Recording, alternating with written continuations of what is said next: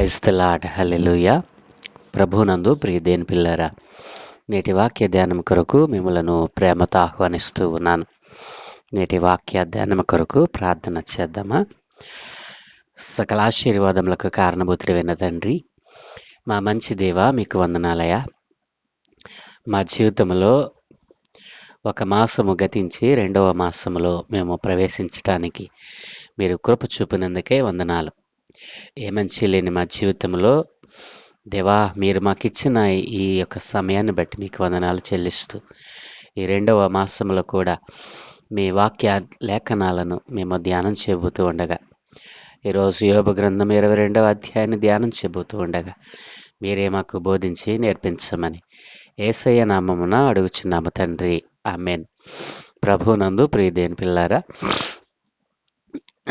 22వ అధ్యాయంలో యోబు స్నేహితుడైన ఎలీఫజు మూడవసారి మాట్లాడుతున్న సందర్భాన్ని మనం చూడవచ్చును. మొదటి వచనం నుండి వచనం వెంబడి వచ్చిన ధ్యానాన్ని చేద్దాం. మొదటి వచనం, యోబు గ్రంథము 22వ అధ్యాయము మొదటి వచనం నుండి దేవుని యొక్క లేఖనాన్ని చదువుకుందాం. అప్పుడు తేమానీయుడైన ఎలీఫజు ఇలాగున ప్రత్యుత్తరం ఇచ్చాను: నరులు దేవునికి ప్రయోజనకారులగుదురా? కారు. బుద్ధిమంతులు తమ మట్టుకు తామే ప్రయోజనకారులై ఉన్నారు. నీవు నీతిమంతుడివై ఉండుట సర్వశక్తుడకు దేవునికి సంతోషమా? నీవు యథార్థవంతుడివై ప్రవర్తించుట ఆయనకు లాభకరమా? ఆయన యందు భయభక్తులు కలిగి ఉన్నందున ఆయన నిన్ను గద్దించునా? నీ భయభక్తులను బట్టి ఆయన నీతో వ్యాజ్యమాడునా? నీ చెడుతనము గొప్పది కాదా? నీ దోషములు మితిలేనివి కావా? ఏమయో ఇయ్యకయే నీ సోదరుల యొద్ద నీవు తాకట్టు పుచ్చుకొంటివి. వస్త్రహీనుల బట్టలను తీసుకొంటివి. దప్పిచేత ఆయాసపడిన వారికి నిలియవైతివి. ఆకలిగొనిన వానికి అన్నము పెట్టకపోతివి. బాహుబలము గల మనుషునికే భూమి ప్రాప్తించును. ఘనుడని ఎంచబడినవాడు దానిలో నివసించును. విధవరాండ్రను వట్టి చేతులతో పంపివేసితివి. తండ్రి లేని వారి చేతులు విరగగొట్టితివి.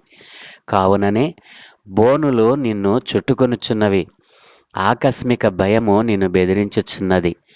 నిన్ను చిక్కించుకున్న అంధకారమును నీవు చూచుటలేదా? నిన్ను ముంచబోవు ప్రళయ జలములను నీవు చూచుటలేదా? దేవుడు ఆకాశమంత మహోన్నతుడు కాడా? నక్షత్రముల ఔన్నత్యమును చూడుము, అవి ఎంత పైగా ఉన్నవో. దేవునికి ఏమి తెలియను? గాఢాంధకారముల నుండి ఆయన న్యాయము కనుగొనునా? గాఢమైన మేఘములు ఆయనకు చాటుగా ఉన్నవి. ఆయన చూడలేదు, ఆకాశములో ఆయన తిరుగుచున్నాడు అని నీవనుకొనుచున్నావు. పూర్వము నుండి దుష్టులు అనుసరించిన మార్గమును నీవు అనుసరించెదవా? వారు అకాలముగా ఒక నిమిషములో నిర్మూలమైరి. వారి పునాదులు జల ప్రవాహము వలె కొట్టుకుని పోయెను. ఆయన మంచి పదార్థములతో వారి ఇండ్లను నింపినను. మా యొద్ద నుండి తొలగిపొమ్మనియు సర్వశక్తుడగు దేవుడు మాకు ఏమి చేయుననియు వారు దేవునితో అందురు. భక్తిహీనుల ఆలోచన నాకు దూరమైయుండునుగాక. మన విరోధులు నిశ్చయముగా నిర్మూలమైరనియు వారి సంపదను అగ్ని కాల్చివేసననియు పలుకుదురు. నీతిమంతులు దాన్ని చూచి సంతోషించుదురు. నిర్దోషులు వారిని హేళన చేయుదురు. ఆయనతో సహవాసము చేసిన ఎడల నీకు సమాధానము కలుగును. అలాగున నీకు మేలు కలుగును. ఆయన నోటి ఉపదేశమును అవలంబించుము. ఆయన మాటలను నీ హృదయములో ఉంచుకొనుము. సర్వశక్తిని వైపు నీవు తిరిగిన ఎడల, నీ గుడారములలో నుండి దుర్మార్గమును దూరముగా తొలగించిన ఎడల నీవు అభివృద్ధి పొందెదవు. మంటిలో నీ బంగారమును, ఏటిరాళ్లలో ఓఫీరు సువర్ణమును పారవేయము. అప్పుడు సర్వశక్తుడు నీకు అపరంజిగాను ప్రశస్తమైన వెండిగాను ఉండును. అప్పుడు సర్వశక్తిని యందు నీవు ఆనందించెదవు. దేవుని తట్టు నీ ముఖము ఎత్తెదవు. నీవు ఆయనకు ప్రార్థన చేయగా ఆయన నీ మనవి ఆలకించును. నీ మ్రొక్కుబళ్ళు నీవు చెల్లించెదవు. మరియు నీవు దేనినైనా యోచన చేయగా అది నీకు స్థిరపరచబడును. నీ మార్గముల మీద వెలుగు ప్రకాశించును. నీవు పడదోయబడినప్పుడు మీదు చూచెదనందువు. వినయము గల వానిని ఆయన రక్షించును. నిర్దోషి కాని వానినైనను ఆయన విడిపించును. అతడు నీ చేతుల శుద్ధి వలన విడిపింపబడును. ప్రియదేని పిల్లలారా, ఈ 30 వచనాలలో మరి ఎలీఫజు మాట్లాడుతూ అంటూ ఉన్నాడు. ఎలీఫజు మరి 2 మారులు మాట్లాడినటువంటి మాటల కంటే ఇవి కొన్ని మరి అనుకూలమైనటువంటి మాటలు. ఒక మనిషి నీతి న్యాయాలతో జీవించినప్పటికీ అతని పట్ల తప్పకుండా అనుకూలంగా ఉండాలని దేవునిపైన ఎలాంటి బలవంతము ఉండదని ఇక్కడ ఎలీఫజు అంటూ ఉన్నాడు. ఒక మనిషి నీతితో జీవించిన, యథార్థతతో జీవించినప్పటికీ అతని పట్ల మరి దేవుడు అనుకూలంగా ఉండాలని, దేవునిపై ఎలాంటి బలవంతము ఉండదు అని మరి ఇక్కడ ఎలీఫజు అభిప్రాయపడుతూ, తనకేదో కొరత వస్తుందని భయపడి దేవుడెప్పుడు పాపాన్ని శిక్షించకుండా మానుకోడు అని మరలా తాను 2 మారులు మాట్లాడిన మాటలనే ఇక్కడ మరలా ఉటంకిస్తూ మాట్లాడుతూ ఉన్నాడు ఎలీఫజు. మరి ఎలీఫజు అంటూ ఉన్నాడు కదా యోబుతో, నీవు నీతిమంతుడివై ఉండుట సర్వశక్తుడగు దేవునికి సంతోషమా? నీవు యథార్థవంతుడివై ప్రవర్తించుట ఆయనకి ఏమైనా లాభమా? ఆలోచించు యోబు. నీవు నీతిమంతుడై ఉండుట దేవునికి ఏమి సంతోషం? వాస్తవంగా మనము నీతి కలిగి బ్రతకడం దేవునికి ఇష్టం లేదంటారా? ఆయన కోరుకునేది అదే కదా. మనం ఆయన దృష్టికి నీతిమంతులమై, యథార్థవంతులమై, ఆయన నీతి న్యాయములు జరిగించే దేవుడని ఆయన యందు విశ్వాస పరిమాణమును పెంచుకొని మనము యథార్థముగా ప్రవర్తించుట మరి ఆయనకి ఇష్టమే కదూ. అయితే యోబు మాట్లాడినటువంటి మాటల్లో వారు దోషాలను వెతుకుతున్నారు తప్ప యోబు యొక్క భక్తి, ఆయన నీతి, ఆయన యథార్థత, ఆయన ప్రవర్తన ఎంత ఉన్నతమైనదో వారు గుర్తించలేకపోయారు.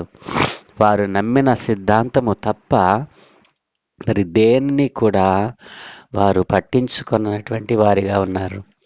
అందుకే యోబు భక్తుడు మాట్లాడుతూ అంటాడు కదా, ఎన్ని మారులు మీరు నన్ను బాధ పెడతారు, వ్యర్థమైన మాటలు మాట్లాడుతున్నారు, మరి వ్యర్థమైనటువంటి సిద్ధాంతాన్ని నా మీద రుద్దుతా ఉన్నారు. దేవునికి ఉపయోగకరమైన, దేవునికి ఇష్టమైనటువంటి మాటలు మీ నోటి నుండి రావటం లేదని ఆయన ఎంతగానో వేదన చెందాడు. మీ మాటలు నాకు ఏమాత్రము ఆదరణ కలిగించట్లేదని ఆయన తన ప్రత్యుత్తరాలలో అనేక మార్లు మాట్లాడిన సందర్భాలు మనకు తెలుసు. మరి ఎలీఫజు అంటూ ఉన్నాడు కదా, ఆయన యందు భయభక్తులు కలిగి ఉన్నందున ఆయన నిన్ను గద్దించునా? నీ భయభక్తులను బట్టి ఆయన నీతో వ్యాజ్యమాడతాడా? నీవు భయభక్తులు కలిగి ఉన్నందున ఆయన నిన్ను గద్దిస్తాడా యోబు? మరి ఆయన యందు నీవు భయభక్తులు కలిగి ఉన్నావని ఆయన నన్ను గద్దిస్తాడని నీవు అంటున్నావు. నీ భయభక్తులను బట్టి ఆయన నీతో వ్యాజ్యమాడతాడా? వ్యాజ్యమాడడంటారా? ప్రియదేని పిల్లారా, ఆయన యందు భయభక్తులు కలిగిన వారి చుట్టూ ఆయన దూతల కాపుదలను ఆయన ఉంచుతాడు. ఒకవేళ భయభక్తులు కలిగి ఉన్నవారు ఏదైనా విషయంలో తప్పు చేస్తే ఆయన తన వాక్యము ద్వారా గద్దిస్తాడా? లేదండి, గద్దిస్తాడు. ఎలీఫజు యోబును ఎలా మాట్లాడుతా ఉన్నాడో చూడండి. నీ భయభక్తుల వలన మరి దేవుడు నిన్ను గద్దిస్తాడా ఏమిటి? నీ భయభక్తులను బట్టి ఆయన నీతో వ్యాజ్యమాడతాడా ఏమిటి అని ఎలీఫజు ఒక నిర్ణయానికి వచ్చేసాడు. 21వ అధ్యాయంలో యోబు చెప్పిన దానిలో గల సత్యం అందరికీ తేటతెల్లమే అయింది. కానీ ఇది ఎలీఫజు మీద ఎలాంటి ప్రభావం కూడా చూపించలేకపోయింది. అతని మనస్సులో జలగలాగా ఒకే తలంపు తిష్ట వేసుకుని ఉంది. అదేమంటే, నిర్దోషుల మీదికి దేవుడు విపత్తులను రానియ్యడు. స్నేహితుల యొక్క అభిప్రాయం ఏమిటంటే, ఎవడైనా నిర్దోషి అయి ఉంటే అతని మీదకు విపత్తు ఎందుకు వస్తుంది? దేవుడు అట్లాంటి వారి మీదకి విపత్తును ఎన్నటికీ రానియడు అనేటువంటి ఆ తలంపుతో ఎలీఫజు మాట్లాడుతూ ఉన్నాడు.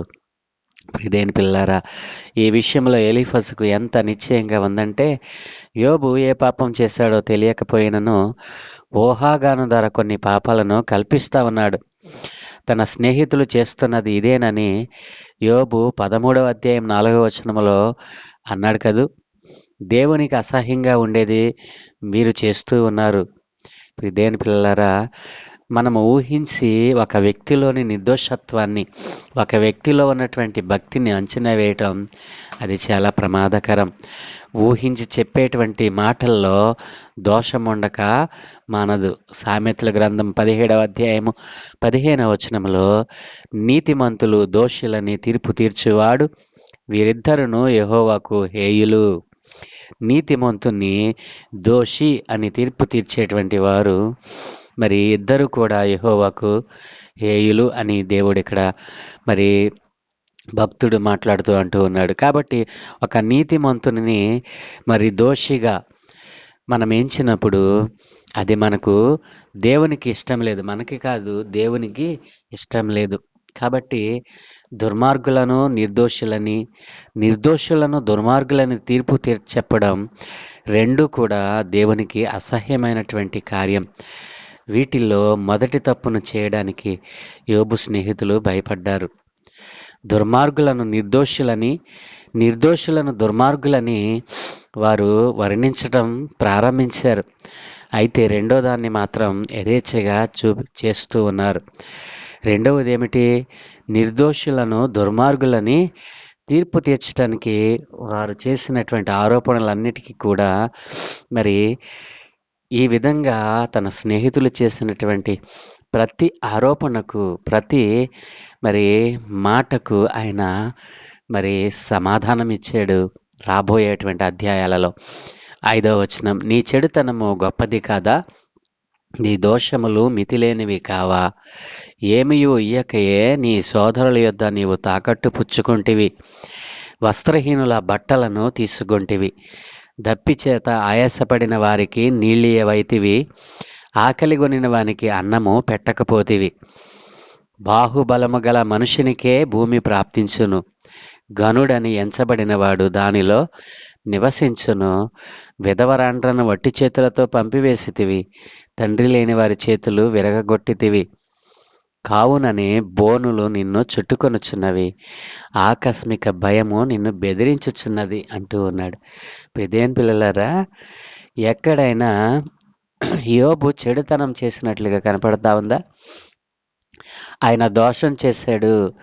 మరి ఆయన దోషాలు లెక్క లేకుండా ఉన్నాయి.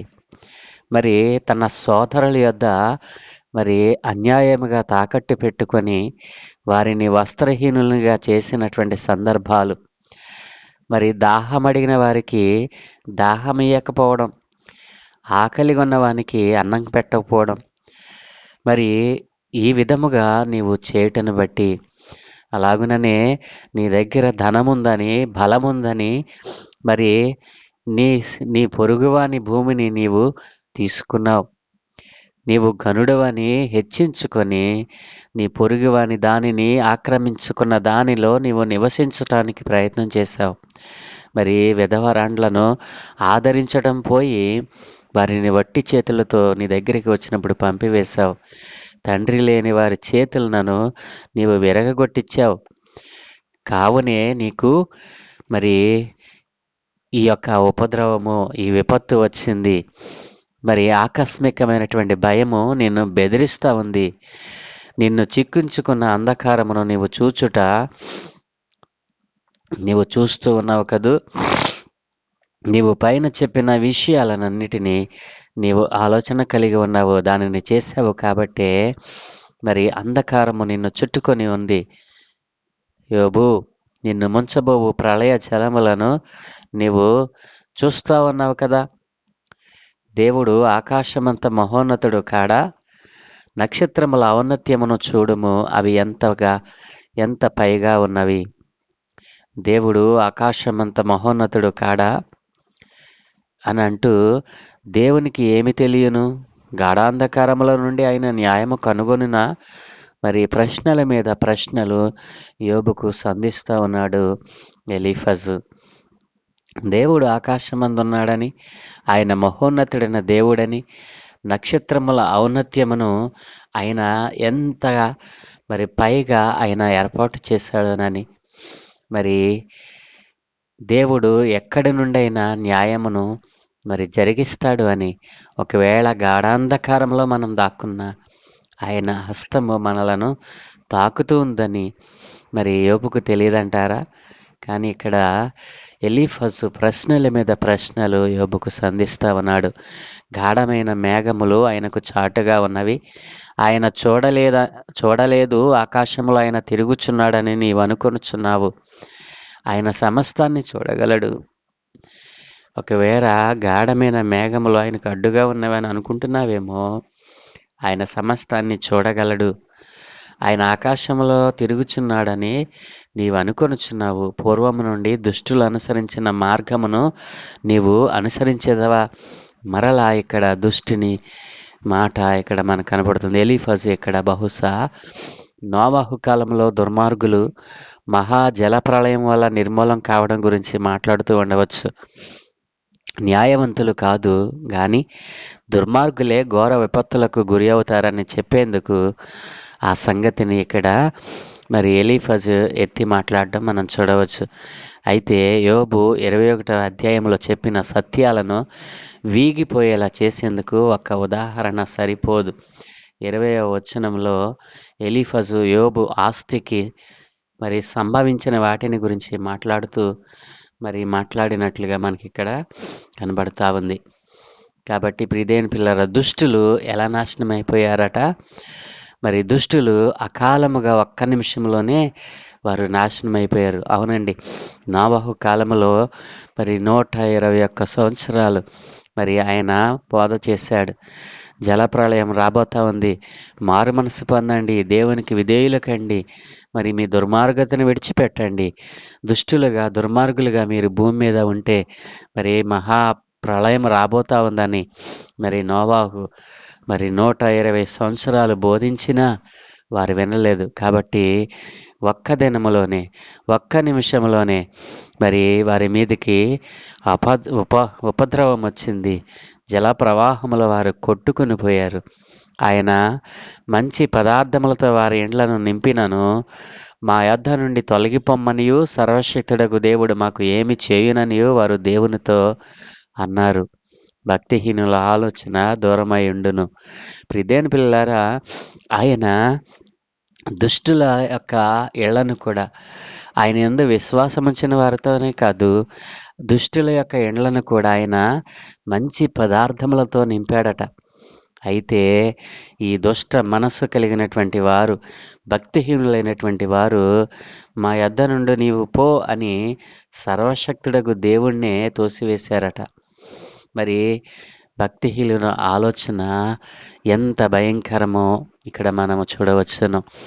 ఎలీఫజు అంటూ ఉన్నాడు కదా, నీ ఇంటిని మంచి పదార్థంతో నింపితే నీవు దేవుణ్ణి, సర్వశక్తుడగు దేవుణ్ణి మరి నాకేం చేస్తాడు అని నీవు అంటున్నావు.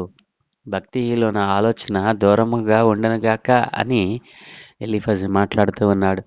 మన విరోధులు నిశ్చయముగా నిర్మూలమైనరనియు వారి సంపదను అగ్ని కాల్చివేసిననియు పలుకుచు, నీతిమంతులు దాన్ని చూచి సంతోషించెదరు, నిర్దోషులు వారిని హేళన చేయుదురు. ఆయనతో సహవాసము చేసిన ఎడల నీకు సమాధానము కలుగును, అలాగున నీకు మేలు కలుగుతుంది అని మరి 20వ వచనంలో యోబు యొక్క మరి యోబు ఆస్తికి సంభవించిన వాటిని గురించి మరి మాట్లాడుతూ ఉన్నాడు ఎలీఫజు.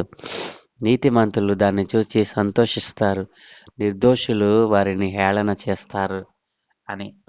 ఇక్కడ నీతిమంతులు, నిర్దోషులు అని తమను తాము ప్రజెంట్ చేసుకుంటా ఉన్నాడు ఎలీఫజు. మేము నీతిమంతులము, నిర్దోషులము, నీవు దోషివి, నీవు అనీతిమంతుడవు అని అన్నట్లుగా ఈ వచనంలో మనకు కనపడతా ఉంది. మరి 21వ వచనంలో అంటున్నాడు కదా, ఒక మంచి మాట మరి యోబుతో పలుకుతున్నట్లుగా మనం చూడవచ్చు. ఆయనతో సహవాసం చేసిన యెడల నీకు సమాధానం కలుగుతుంది. వాస్తవమే కదండి. మరి ఎప్పుడైతే మనము సర్వశక్తి కలిగిన దేవునితో సహవాసం చేస్తామో మనకు సమాధానము వెంటనే ఆయన అనుగ్రహిస్తాడు. అలాగుననే మనకు మేలు కూడా కలుగుతుంది. ఎప్పుడు ఆయనతో సహవాసం చేస్తామో, ఎప్పుడు ఆయనతో కలిసి నడుస్తామో, ఎప్పుడు ఆయన ఆజ్ఞలను పాటించి ఆయన చూపిన త్రోవలో మనం నడుస్తామో మనకు మేలు కలుగుతూ ఉంది. ఇంతకుముందు వచనాలలో తాను యోబుపై నిందలు మోపడంలో చాలా దూరం వెళ్ళిపోయానని, యోబును దోషిగా తీర్చడంలో చాలా కఠినంగా మాట్లాడానని గ్రహించి మరి గ్రహించి మాట్లాడుతూ ఉన్నాడు ఎలీఫజు. ఇప్పుడు కాస్త మృదువుగా మాట్లాడుతూ యోబును పశ్చాత్తాపపడి దేవుని వైపు తిరగమని నప్పచెబుతూ ఉన్నాడు. కానీ 5వ అధ్యాయంలో అతను యోబుకు ఇచ్చిన మొదటి హెచ్చరిక లాగానే ఇది కూడా యోబు పరిస్థితికి ఎంత మాత్రము సరిపోవడం లేదు. 5వ అధ్యాయంలో యోబుకి ఇచ్చినటువంటి మొదటి హెచ్చరిక ఏమిటి ఒకసారి చూద్దామా? యోబు గ్రంథం 5వ అధ్యాయం 17వ వచనం నుండి 18వ వచనం వరకు. దేవుడు గద్దించు మనుష్యుడు ధన్యుడు, కాబట్టి సర్వశక్తుడకు దేవుని శిక్షను తృణీకరింపకము. ఆయన గాయపరిచి గాయమును కట్టును, ఆయన గాయము చేయును, ఆయన చేతులే స్వస్థపరచును అని మొదటి మాటల్లో ఎలీఫజు యోబును హెచ్చరించినటువంటి సందర్భము మరి ఇక్కడ మనం చూడవచ్చును. ప్రియదేని పిల్లారా, మరి ఇక్కడ కొంచెం యోబుకు ఆదరణకరమైన మాటలు పలుకుతూ ఉన్నాడు ఎలీఫజు. ఆయనతో సహవాసం చేసిన యెడల నీకు సమాధానం కలుగుతుంది, అలాగున నీకు మేలు కలుగుతుంది. ఆయన నోటి ఉపదేశమును అవలంబించుము, ఆయన మాటలను నీ హృదయములో ఉంచుకొనుము. సర్వశక్తిని వైపు నీవు తిరిగిన యెడల, నీ గుడారములలో నుండి దుర్మార్గమును దూరముగా తొలగించిన యెడల నీవు అభివృద్ధి పొందుతావు. ప్రియదేని పిల్లలారా, ఎలీఫజు మరి పైన మాటల్లో యోబును అనీతిమంతుడిగా మరి దోషిగా మరి యోబును హెంచాడు. మరి కఠినమైన మాటలతో యోబును మరి పోల్చి మాట్లాడాడు. దేవుని యొక్క నీతికి మరి దేవుని ఎదుట నీ నీతి సరిపోదు అన్నాడు. నీ యొక్క భక్తి ఆయన ఎదుట నిలువ జాలదు అన్నాడు. మరి దుష్టులైన వారు ఏ రీతిగా మరి నాశనం అవుతారో, మరి ఒక్క దినమందే వారి మీదకి ఉపద్రవం ఎలా వచ్చిందో ఇట్లాంటి మాటల ద్వారా యోబుని హెచ్చరిస్తూ మరి 21, 22, 23 వచనాలలో మరి ఆదరణకరమైన కొంచెం ఉపశమనం కలిగించేటువంటి మాటలు పలుకుతా ఉన్నాడు. 22వ వచనంలో ఆయన నోటి ఉపదేశమును అవలంబించుము, ఆయన మాటలను నీ హృదయంలో ఉంచుకొనుము. వాస్తవంగా దేవుని ఉపదేశాన్ని మరి పోగొట్టుకున్నవాడు కాదు యోబు. దేవుని ఉపదేశానికి తన చెవిని ఇచ్చేటువంటి అలవాటు కలిగిన వాడు యోబు. ఆయన మాటలను తన హృదయంలో నుండి ఎప్పుడు కూడా త్రోసివేసిన వాడు కాదు యోబు. మరి తన శిష్యుడేమో మరి ఇక్కడ ఆదరణకరణ మాటలు పలుకుతూ ఉన్నాడు. ఆయన ఉపదేశమును యోబు ఎప్పుడు మరి పోగొట్టుకున్నాడు? తన హృదయంలో దేవుని మాటలు లేవని ఎలా ఆలోచిస్తున్నారు? ఈ మాటలను బట్టి మనం చూస్తే వారు ఊహించి యోబు పైన మోపిన నేరాలను, యోబుపై రుద్దినటువంటి తమ సిద్ధాంతాలను మనం అర్థం చేసుకోవచ్చును. యోబు ఎప్పుడు కూడా సర్వశక్తి కలిగిన దేవుని ఉపదేశాన్ని మరి పోగొట్టుకున్నవాడు కాదు. ఆయన యథార్థవంతుడు, ఆయన నీతిమంతుడు, భక్తిపరుడు. మరి తన ప్రవక్తన అంతటిలో కూడా దేవునికి మొదటి స్థానాన్ని ఇచ్చినటువంటి వాడు. సాక్షాత్తు దేవుడే సాక్ష్యమిచ్చినటువంటి గొప్ప నరుడు యోబు గారు. అయితే మరి సర్వశక్తిని వైపు నీవు తిరిగిన ఎడల, నీ గుడారముల నుండి దుర్మార్గము దూరంగా తొలగించిన ఎడల నువ్వు అభివృద్ధి పొందుతావు. నువ్వు అభివృద్ధి పొందడానికి కారణం ఏంటంటే, నీవు సర్వశక్తుని వైపు తిరగడం లేదు. పైగా నీ గుడారంలో దుర్మార్గం ఉంది అని అంటూ ఉన్నాడు ఎలీఫజు. ప్రిదేన్ పిల్లారా, సర్వశక్తిని వైపు ఎప్పుడు ఆయన తిరగకుండా ఉన్నాడు. తన పిల్లలు తప్పు చేస్తున్నారేమోనని ప్రతిరోజు మరి వారిని శుద్ధులుగా చేసి వారి నిమిత్తము బలులర్పించినటువంటి గొప్ప భక్తుడు కదూ. తన ఇంటిలో దుర్మార్గం ఎక్కడైనా ఉందా అని ప్రతి సెకను కూడా మరి తన్ను తాను శుద్ధి చేసుకుంటూ తన ఇంటిని, తనకు కలిగిన సమస్తమును కూడా ఆయన మరి ఎంతగానో కాపాడుకున్నటువంటి గొప్ప మరి భక్తిపరుడు. తన గుడారములో దుర్మార్గమును ఎక్కడ కూడా ఆయన ఉంచినటువంటి వాడు కాదు. దుర్మార్గమే కాదు, అసలు ఏది కూడా ఆయన దరి చేరకుండా సర్వశక్తి కలిగిన దేవుడే తన ఇంటికి, తనకు కలిగిన యావదాస్తికి కూడా కంచె వేసాడటండి. అట్లాంటి వాని ఇంటిలోనికి దుర్మార్గం ఏ రీతిగా వస్తుంది? మరి ఇది ఊహాజనితమైనటువంటి ఆరోపణలు కాదంటారా? కాబట్టి ప్రిదేని పిల్లలారా, మంటిలోని బంగారమును, ఏటిరాళ్లలో ఓఫిరు సువర్ణమును పారవేయం. నీ బంగారము మరి నీ బంగారము మరి సువర్ణమునకు ప్రసిద్ధి చెందినటువంటి ఓఫీరు బంగారము ఎంత శ్రేష్టమైనదో. ఒకవేళ దానిని బట్టి నీవు అతిశయిస్తున్నావేమో. దేవుని యొక్క తీర్పులు నీ మీదకి వస్తూ ఉన్నాయి. వాటిని చూసి నీవు ఒకవేళ హెచ్చించుకుంటున్నావేమో. వాటిని నీ వద్ద నుండి తీసివేసుకో. అప్పుడు సర్వశక్తుడు నీకు అపరంజిగాను ప్రశస్తమైన వెండిగాను నీకు లభిస్తాడు అని అంటూ ఉన్నాడు. మరి కొందరైతే తమకున్న ధనమును బట్టి, తమకున్న బంగారమును బట్టి, తమకున్న ఆస్తిపాస్తులను బట్టి అతిశయిస్తారు. నీ వాటన్నిటినీ తుచ్చమైన వాటిగా పారవేశాయి. అప్పుడు సర్వశక్తుడగు దేవుడు నీకు అపరంజిగాను, ఆయనే నీకు వెండిగాను, ప్రశస్తమైన మరి వెండిగాను ఆయన నీకు లభిస్తాడు. అప్పుడు సర్వశక్తిని యందు నీవు ఆనందిస్తావు. దేవుని తట్టు నీ ముఖము ఎత్తుతావు. అప్పటి వరకు నీవు దేవుని చూడలేవు. నీలో ఈ గర్వం ఉంది. మరి ఏ విధంగా అయితే బంగారమును, ధనము సమృద్ధి కలిగిన వారు అతిశయిస్తారో ఆ అతిశయింపు నీలో ఉంది. దాన్ని తీసివేసుకొని దేవుణ్ణే నీకు బంగారముగా, అపరంజిగా నీవు ధరించు. అప్పుడు నీవు దేవుని యందు ఆనందిస్తావు. మరి దేవుని తట్టు నీ ముఖం ఎత్తడానికి నీవు సరిపోతావు అంటూ అన్నాడు ఎలీఫజు. నీవు ఆయనకు ప్రార్థన చేయగా ఆయన నీ మనవి ఆలకిస్తాడు. నీ మొక్కుబళ్ళు నీవు చెల్లించుకోగలవు. మరియు నీవు దేనినైనా యోచన చేయగా అది నీకు స్థిరపరచబడుతుంది. నీ మార్గముల మీద వెలుగు ప్రకాశిస్తుంది. మరి చివరిలో మరి తన యొక్క అజ్ఞానపు మాటలను విడిచిపెట్టి కొన్ని ఆదరణకరమైన మాటలు ఎలీఫజు మాట్లాడుతున్నట్లుగా మనకు కనపడతా ఉంది. మరి నీవు సర్వశక్తిని వైపు తిరగాలి. నీ గుడారంలో దుర్మార్గాన్ని తీసివేసుకో. బంగారమును బట్టి, వెండిని బట్టి అతిశయిస్తున్నావేమో. వాటిని తుచ్చమైన వాటిగా పారవేసేయి. మరి దేవుణ్ణే నీకు బంగారముగా, అపరంజిగా, ప్రశస్తమైన వెండిగా ధరించు. మరి అప్పుడు నీవు ఆయన యందు ఆనందిస్తావు. ఆయన ముఖమును చూడగలుగుతావు. మరి నీవు ఆయనకు ప్రార్థిస్తే ఆయన నీ మనవి ఆలకిస్తాడు. నీ మొక్కుబళ్ళు నీవు చెల్లించుకోవచ్చు. మరి నీవు ఏదైనా యోచన చేస్తే అది నీకు స్థిరపరుస్తాడు. నీ మార్గముల మీద వెలుగును ప్రకాశింపజేస్తాడు.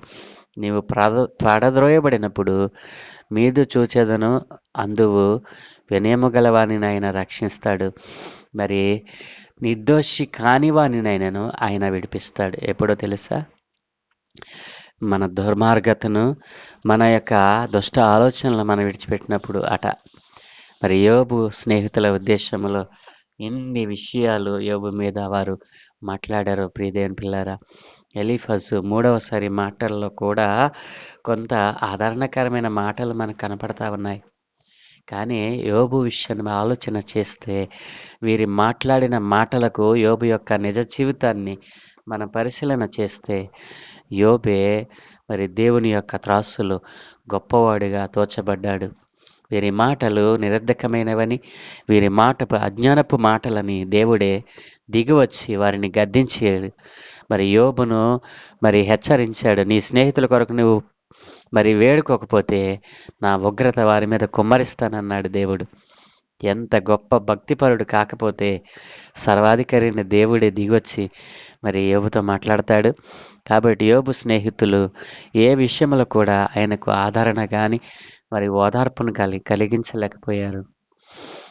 ప్రియదేవుని పిల్లారా, అలాంటి భక్తి పరులు ఈ లోకంలో కొంతమంది మనకు కనపడుతూ ఉన్నప్పుడు వారిని హేళన చేస్తూ, భక్తిలో యథార్థతలో వారు దేవునిలో నిలిచి ఉన్నప్పుడు వారిని హేళన చేసేవారిగా, వారిని దూషించేవారిగా, వారిని తక్కువ చేసేవారిగా, ఒకవేళ వారి భక్తిలో వారు ఒకవేళ పడిపోయినప్పుడు మరి భక్తిలోనే ఉంటూ ఉపద్రవంలో చిక్కుకున్నప్పుడు హేళన చేసేవారుగా మనం ఉన్నామేమో. మరి ఊహాజనితమైనటువంటి ఆరోపణలు మనం చేస్తూ ఉన్నామేమో. అట్లాంటి వాటిని చేయకుండా మరి యథార్థవంతుల ప్రవర్తనను, భక్తిని మనము మరి పరిశీలన చేసి వారి భక్తి జీవితాన్ని మనం అంచనా వేయకుండా వారి భక్తి జీవితాన్ని మనము మరి కన్నులారా చూస్తూ అవలంబించినప్పుడు మన జీవితంలో కూడా దేవుడు ఆ భక్తిని, ఆ యథార్థతను మరి స్థిరపరచడానికి ఇష్టపడతా ఉన్నాడు. అలాంటి నీతి, భక్తి, యథార్థత, ప్రవర్తన మనకు, మన కుటుంబాలకును, మీకును, మీ కుటుంబాలకును దేవుడు అనుగ్రహించును గాక. ప్రార్థన. సకల ఆశీర్వాదముల కారణభూతుడైన తండ్రి, మా మంచి దేవా, మీకు వందనాలయ్యా. మా జీవితంలో ఒక నెల గతించి 2వ నెలలో మేము ప్రవేశించడానికి కృప చూపావునైనా. ఈ 2వ మాసంలో 22వ అధ్యాయంలో అయినా ఇదిగో యోబు స్నేహితులు తమ ఊహకు అందినటువంటి ప్రతి విషయాన్ని కూడా యోబుకు కలిగిన విపత్తుకు కారణాలుగా వారు తెలియచేస్తూ యోబును మరి దోషిగా అయినా ఇదిగో దుష్టునిగా, దుర్మార్గునిగా మరి చిత్రీకరిస్తూ వారి మాట్లాడిన మాటలను మేము ధ్యానం చేస్తూ వస్తూ ఉన్నాము నాయన. వారు మాట్లాడిన మాటల్లో ఎక్కడ సత్యము లేదు అని నాయనా, ఇదిగో యోబు ఎంత యథార్థవంతుడో, ఎంత సత్యవంతుడో, ఆయన నిర్దోషత్వాన్ని సాక్షాత్తు మీరే నిరూపించారని నాయన రాబో అధ్యాయాలలో మీరు మాట్లాడబోతా ఉన్నారు. ఇదిగోనైనా మంచి వారిని నైనా ఒకవేళ ఏదైనా చీకటి కమ్మినప్పుడు వారు ఏదో దోషం చేశారని మానవులుగా మేము చేస్తున్నటువంటి ఆరోపణలు వ్యర్థములని మాకు తెలియచేస్తూ ఉన్నారు నాయన. యోబు జీవితంలో నుండి అనేక పాఠాలు మాకు నేర్పిస్తూ ఉన్నారు. ఆయన ఎంతటి శ్రమ వచ్చినా ఇదిగో తన వారే తనకు ఎదురాడి పోరాడుతూ ఉన్నా తన వారే తనను పట్టించుకోకపోయినా యోబు తన జీవితంలో అయ్యా నిన్ను మాత్రము పోగొట్టుకోలేదయ్యా, నీలో నిలిచి ఉన్నాడు, నీ వాక్యమును అనుసరించాడు, నీ న్యాయ విధులను పాటించాడు, నీ ఆజ్ఞలను పాటిస్తూ తన జీవితాన్ని ముందుకు కొనసాగించుకున్నాడు.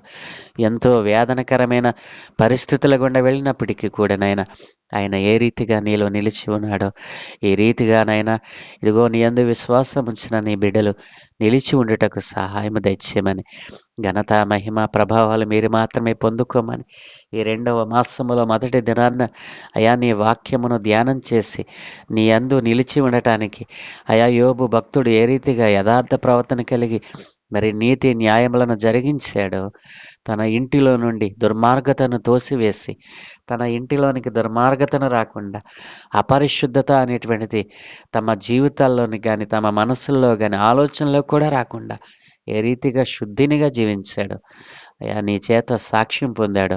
అట్లాంటి సాక్ష్యము అయా నిన్ను అంగీకరించిన బిడ్డలందరూ పొందుకోవడానికి సహాయం దయచేయమని, అయా నీ సువార్త అయా నీ నామాన్ని ప్రకటించేటువంటి వారిని అనేక మందిని లేపమని, ఈ దినం మేము చేయు పనులన్నిటి మీద మీకు అనుదృష్టి ఉంచి మీ దూతల కాపుదలు అనుగ్రహించి మీరే మహిం పొందుకోమని యేసయ్య పరిశుద్ధ నామమున ప్రార్థించి వేడుకుంటూ ఉన్నాము తండ్రి. ఆమేన్, ఆమేన్, ఆమేన్.